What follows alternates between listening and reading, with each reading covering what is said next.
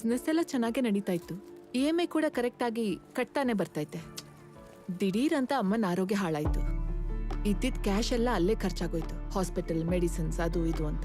4 ವರ್ಷದಿಂದ ನಾನು ಪೇ ಮಾಡ್ತಾ ಇದ್ದೆ. ಅಷ್ಟು ವರ್ಷ ಪೇ ಮಾಡಿರೋದು ಗಮನಿಸ್ಲೇ ಇಲ್ಲ. ಇವಾಗ ಒಂದ್ 4 ತಿಂಗಳು ಪೇ ಮಾಡಿಲ್ಲ. ಅದಕ್ಕಿವಾಗ ಅಂಗಡಿ ಕ್ಲೋಸ್ ಮಾಡಿ ಸೀಲ್ ಮಾಡ್ಬಿಟ್ರು. ಕೇಳಿದ್ರೆ ನೀವು 4 ವರ್ಷದಿಂದ ಕಟ್ಟಿರೋದು ಇಂಟ್ರೆಸ್ಟ್ಗೆ ಹೋಯ್ತು, ಇವಾಗ ಫುಲ್ ಅಮೌಂಟ್ ಪೇ ಮಾಡಿದ್ರೆ ಮಾತ್ರ ಓಪನ್ ಮಾಡೋದು ಅಂದ್ರು. ಫ್ರಾಡ್ ಜನಗಳು, ಇವ್ರನ್ನೆಲ್ಲ ನಿಲ್ಸಿ ಶೂಟ್ ಮಾಡ್ಬೇಕು.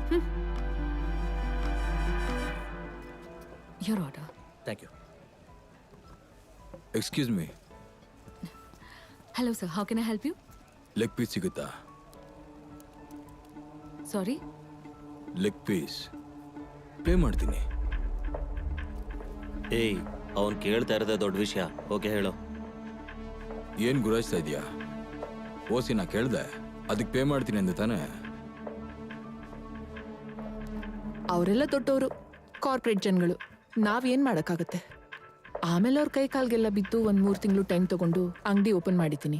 ಬಿಸ್ನೆಸ್ ಅಂತ ಇದ್ರೆ 4 ಜನ ಹೀಗ್ ಬರ್ತಾ ಇರ್ತಾರೆ, ಹೋಗ್ತಾ ಇರ್ತಾರೆ. ನಾವೇ ಅನುಸರಿಸ್ಕೊಂಡು ಹೋಗ್ಬೇಕು. ಒಂದ್ ಕೆಲ್ಸ ಮಾಡು, ಆ ಟೇಬಲ್ ಕಡೆ ನೀನ್ ಹೋಗ್ಬೇಡ, ಅದೇ ನಿನಗ್ ಬೆಸ್ಟ್.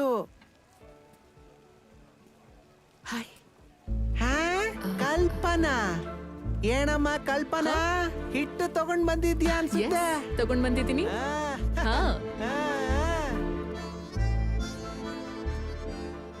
ಬೋಲ್ಟು, ಅವಳಪ್ಪ ಪೊಲೀಸ್ ಆಫೀಸರ್. ಸರಿ ಇಲ್ಲ ಅಂತ ಕೇಳ್ಪಟ್ಟಿದ್ದೀನಿ. ನಿಂಗಿದೆಲ್ಲ ಸೆಟ್ ಆಗಲ್ಲ. ಇದನ್ನೆಲ್ಲ ಹೋಗಿಟ್ಟು ಬರ್ತೀಯಾ? ಕಲ್ಪನಾ, ಸ್ವಲ್ಪ ಇಳಿಸು ನನ್ನನ್ನ. ಸರ್, ನೀವು ಮೊದಲು ಪೊಲೀಸಿಗೆ ಫೋನ್ ಮಾಡಿ ಸರ್. ಅಮ್ಮ, ಇದು ಒಂದು ಸಣ್ಣ ವಿಷಯನಮ್ಮ. ಯಾವ್ದು ಸರ್ ಚಿಕ್ಕ ವಿಷಯ? ಅಯ್ಯೋ, ಇವ್ರು ಮಾತಾಡ್ತಾ ಇಲ್ಲಮ್ಮ, ಇವ್ರು ಕುಡ್ದಿರೋ ಅಂತ ಎಣ್ಣೆ ಮಾತಾಡ್ತಿದೆ. ಎಣ್ಣೆ ಮಾಡಿರೋ ತಪ್ಪಿಗೆ ಇವ್ರು ಏನ್ ಮಾಡಕ್ಕಾಗುತ್ತೆ ಪಾಪ. ಏನಾಯ್ತು?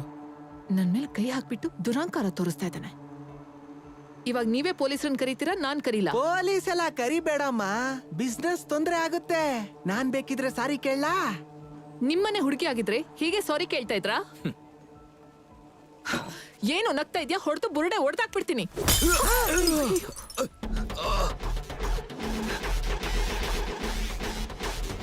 ಅವ್ರು ಸಾರಿ ಕೇಳ್ತಾರೆ ನೋಡು, ನೀವು ಕೇಳಿ ಸರ್. ಏನಂದೆ?